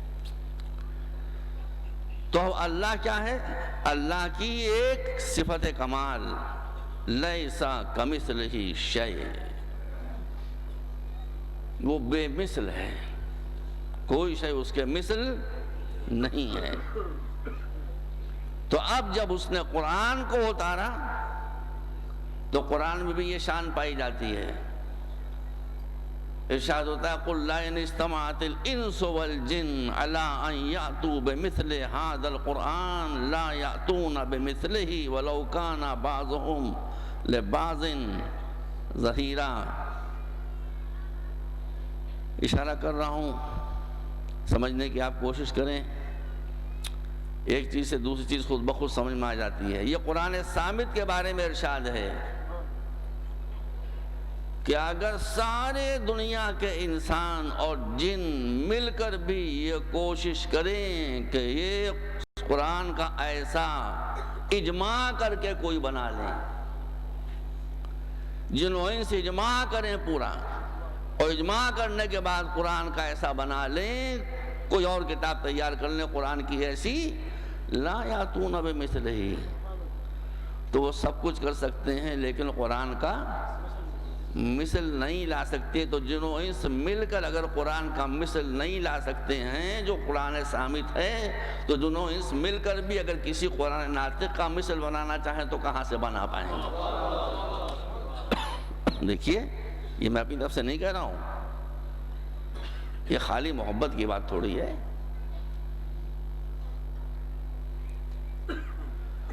امین بھائی، روح الامین جبرائیل جو قرآن مجید لے کر نازل ہوتے تھے اور نازل ہوتے رہے، ایک موقع ایسا بھی آیا ہے کہ جب وہ قرآن مجید لے کر نازل نہیں ہوئے، بلکہ قرآن ناطق رسول کی چادر کے جزدان میں اپنا چہرہ چھپائے ہوئے تھا، اور جبرائیل اس چھپے ہوئے قرآن ناطق کی زیارت کے لیے اتر رہے تھے شب ہجرت۔ اب مجھے شب ہجرت کے واقعات نہیں پیش کرنا ہے، سب آپ کو سنا ہوا ہے واقعہ، بس خالی جو متعلقہ بات ہے وہ کہنا ہے۔ تو آ کر علی کے سرانے کھڑے ہو گئے، یہ زبان وہ ہے کہ جس پر سوائے قرآن کی اور کچھ نہیں آتا، یہ زبان زبان عصمت ہے۔ یہ آدم کا دور بھی دیکھ چکے ہیں، یہ نوح کو بھی دیکھ چکے ہیں، یہ حضرت ابراہیم کو بھی دیکھ چکے ہیں، یہ حضرت موسیٰ کو بھی دیکھ چکے ہیں، یہ اولیاء خدا کو بھی دیکھ چکے ہیں، یہ اوصیاء انبیاء کو بھی دیکھ چکے ہیں، سب کو دیکھ چکے ہیں۔ مگر آنے کے بعد علی کے سرانے کھڑے ہو کر میں نے آپ کے سامنے قیاس کیا، لیس کمثلہ شیء، اس کا مثل کوئی نہیں، لا یاتون بمثلہ، قرآن کا مثل بھی کوئی نہیں۔ اب کھڑے ہونے کے بعد جبرائیل کیا کہتے ہیں؟ وہی جو قرآن لائے ہیں، جنہوں نے رسول کو یہ آیت سنائی تھی پڑھ کر کے لا یاتون بمثلہ، وہی جبرائیل علی کے سرانے کھڑے ہو کر کہتے ہیں کہ بخن بخن یبن ابی طالب من مثلک، اے ابو طالب کے بیٹے، ابو طالب کے بیٹے، مبارک ہو مبارک مبارک ہو مبارک، تمہارا مثل کون ہے؟ اور کیا؟ تو جس طرح سے اللہ کا کوئی مثل نہیں، اسی طرح سے قرآن کا کوئی مثل نہیں، اسی طرح سے مولا علی کا بھی کوئی مثل نہیں۔ اور یہیں پر ذرا میں متوجہ کر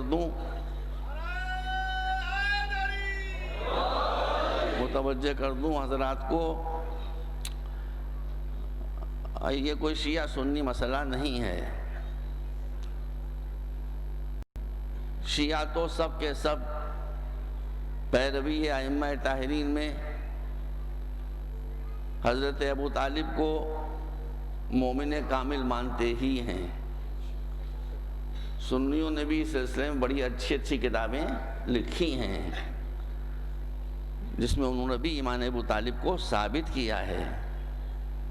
ڈاکٹر طاہر القادری صاحب کی کتاب بھی موجود ہے جو ابھی حال میں چھپی ہے، اور بہت کتابیں چھپی ہیں اس سلسلے میں۔ کچھ لوگ ایسے ہیں کہ جو کہتے ہیں کہ ابو طالب مومن نہیں تھے، کافر تھے، وہ اس کی کچھ دلیلیں دیتے ہیں، ہوگا بہرحال ہر آدمی کا اپنا مسلک ہے۔ لیکن میں یہ کہنا چاہتا ہوں کہ یہ جبرائیل کو کیا ہو گیا ہے، آئے ہیں مبارکباد دینے کے لیے۔ ایک مثال دوں تو بات آپ کو سمجھ میں آ جائے گی۔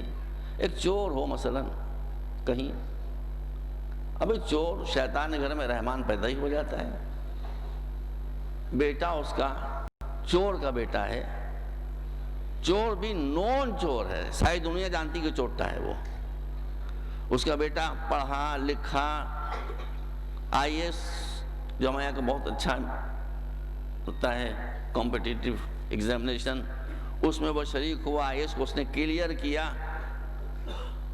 لکھنؤ کا ڈسٹرکٹ مجسٹریٹ ہو گیا۔ آپ پہنچے مبارکباد دینے کے لیے اور آپ نے کہا کہ فلاں چور کے بیٹے مبارک ہو، آپ لکھنؤ کے ڈسٹرکٹ مجسٹریٹ ہو گئے، مٹھائی بھی لے کر گئے تھے آپ کی مٹھائی وہ کھائے گا؟ آپ کی مبارکباد وہ قبول کہے گا؟ کہے گا گیٹ آؤٹ، نکل جاؤ یہاں سے۔ بعد میں کوئی آپ کا ہمدرد آپ کو بتائے گا کہ بھائی مقام تہنیت میں دکھتی ہوئی رگوں کو نہیں دبایا جاتا، آپ کو کچھ اور ملتا ہی نہیں تھا کہنے کے لیے سوائے چور باپ کا ذکر کرنے کے۔ تو میں کہتا ہوں جبرائیل، بعض مسلمان تو کہتے ہیں کہ ابو طالب کافر تھے، آپ کو علی کا کوئی لقب نہیں مل رہا تھا، کوئی خطاب نہیں مل رہا تھا، یہ آپ کو کچھ یاد ہی نہ آیا سوائے ابن ابو طالب کہنے کے۔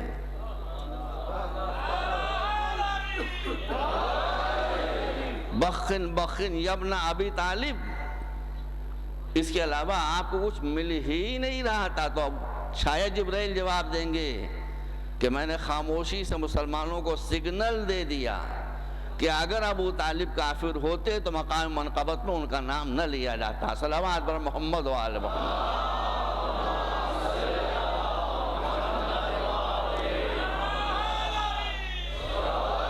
تو اب اللہ کی ذات بے مثل، قرآن بے مثل، اور ذات مولا کائنات یہ بھی بے مثل، اور حضور کی ذات بھی بے مثل، اس میں کوئی شک و شبہ نہیں ہے۔ تو کل تک میں نے بات یہاں تک پہنچائی تھی کہ دھماکے سے ڈسٹرکشن ہوتا ہے، کنسٹرکشن نہیں ہوتا۔ سمجھ رہے ہیں آپ؟ اگر میں نے عرض کیا تھا کہ دھماکے سے، بلاسٹ سے، سب سے زیادہ تو آپ ہی لوگوں کا تجربہ ہے بھائی، اس کا ہم کو تو تجربہ ہے بھی نہیں۔ کل بھی دیکھیے بلاسٹ ہو گیا، کیا مصیبت آئی یہاں کے اوپر، اللہ رحم کرے۔ تو دھماکے سے ڈسٹرکشن ہوتا ہے، دھماکے سے کنسٹرکشن تھوڑی ہوتا ہے۔ تو اگر بگ بینگ تھیوری صحیح بھی ہے اور اس دھماکے کے بعد پوری کائنات بن گئی پورے سسٹم کے ساتھ، اور سسٹم بھی وہ کہ جس کو میں نہیں کہتا بلکہ آئنسٹائن کہتا ہے کہ جب ہم پوری یونیورس پر نظر ڈالتے ہیں تو ایٹم سے لے کر سولر سسٹم تک، اور سولر سسٹم سے لے کر گیلیکسی تک، اس ان لمیٹڈ کائنات کے اندر ہمیں کسی ایک جگہ بھی کوئی فلا نہیں دکھائی دیتا، کہیں پر کوئی کمی، کہیں پر کوئی نقص، کہیں پر کوئی عیب، کہیں پر یہ کہ اس سے بہتر یہ تھا کہ یہ ہو جاتا، نہیں دکھائی دیتا۔ تو جہاں ڈیزائن نہیں ہوتا وہاں ڈیزائنر بھی نہیں ہوتا، جہاں ڈیزائن ہوتا ہے وہاں ڈیزائنر ہوتا ہے۔ تو دھماکے کے بعد اگر اس پوری کائنات نے ایک ڈیزائن کی شیپ اختیار کر لی ہے تو اس کا مطلب دیئر از اے ڈیزائنر،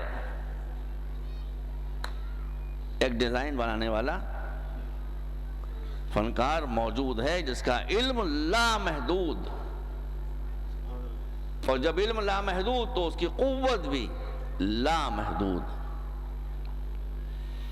اور اسی لیے کل یا اس کے پہلے کی مجلس میں نے آپ کے سامنے عرض کیا تھا کہ چونکہ وہ لیسا کمثلہ شیء، لہذا اس کی خلقت میں، کریشن میں ڈپلیکیشن نہیں ہے۔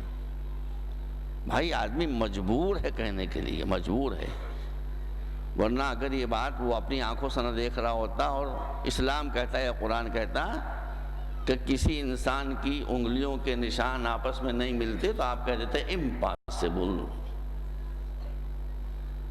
ممکن ہی نہیں ہے.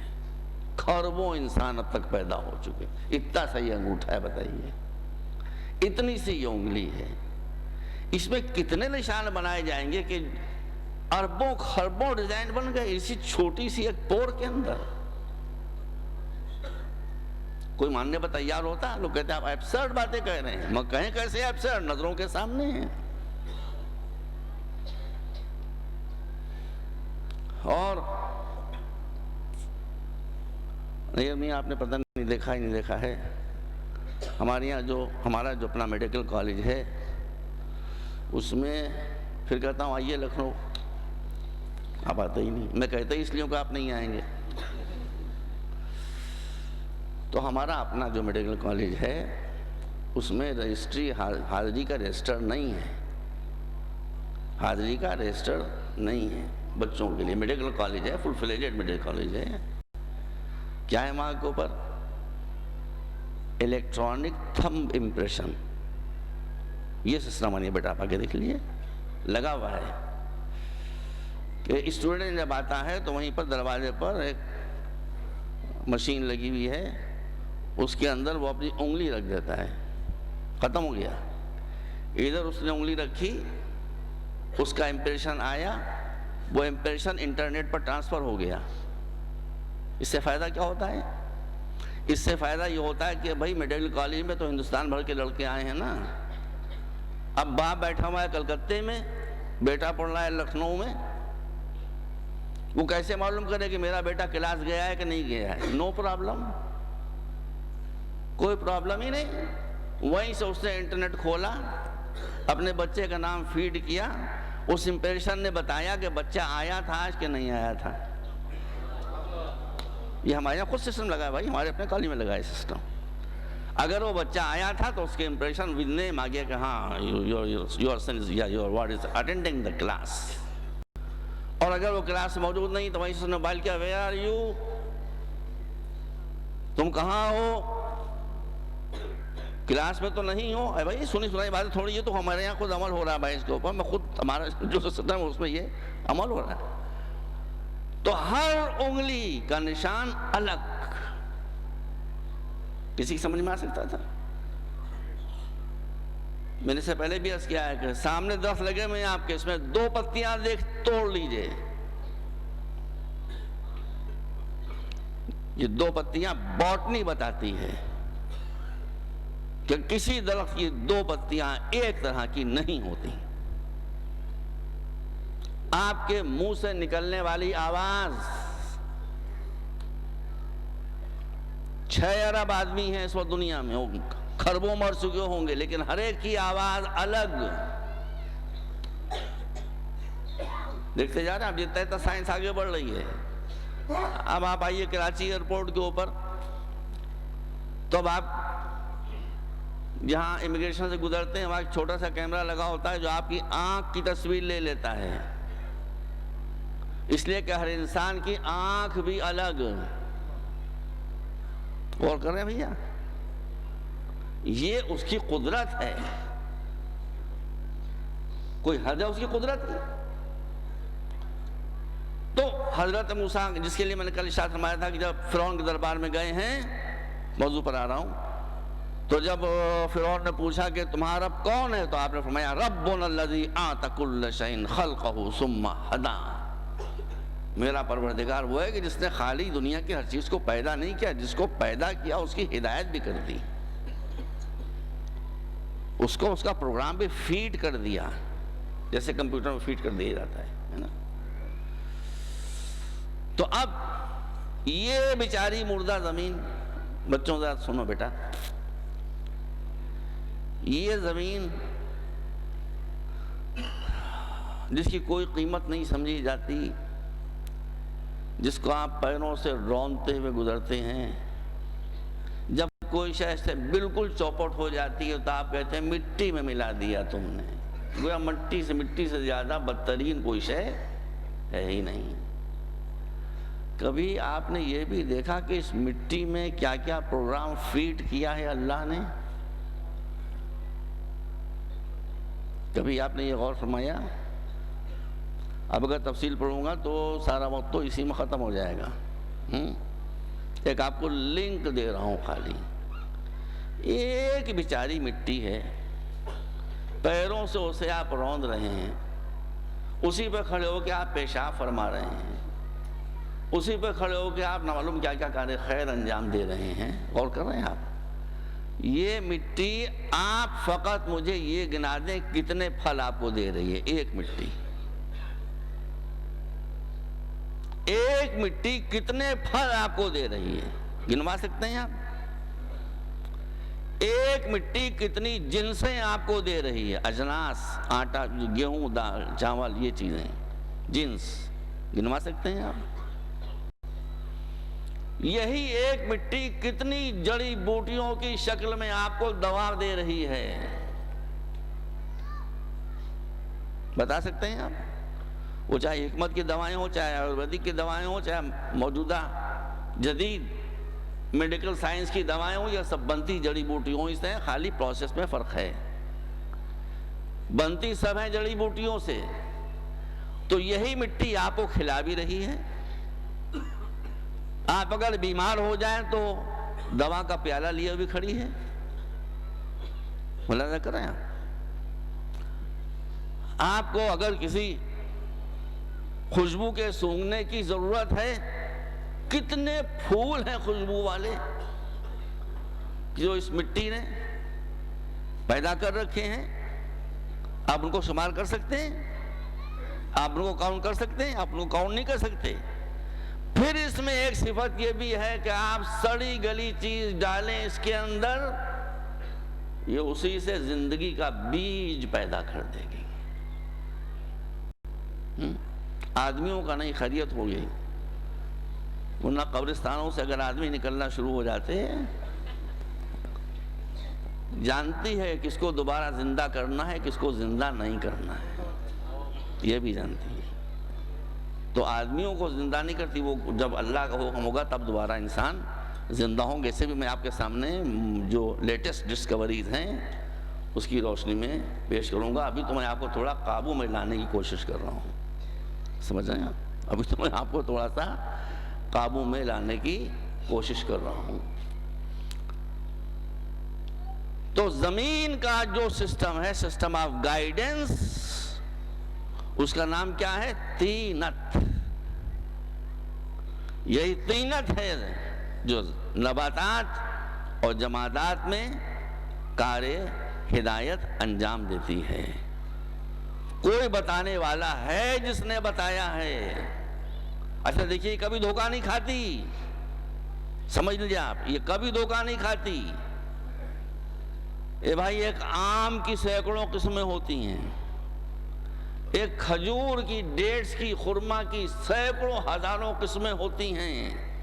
جو بیج آپ نے بویا ہے اسی کی مناسبت سے یہ اپنے اجزاء اس کو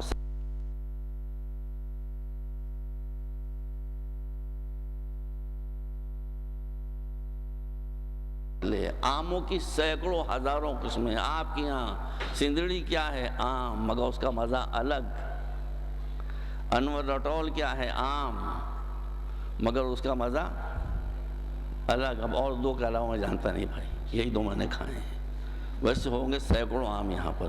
ہر آم کا مزہ الگ۔ ہندوستان میں دسہری کا مزہ الگ، سفیدے کا مزہ الگ، جوہری سفیدے کا مزہ الگ، لکھنؤا سفیدے کا مزہ الگ، لنگڑے کا مزہ الگ۔ لنگڑا بھی ہے آم ہمارے یہاں، اور کر رہے ہیں آپ، یہاں بھی ہے لنگڑے، تو بیچارے ہر جگہ کیا کیجیے،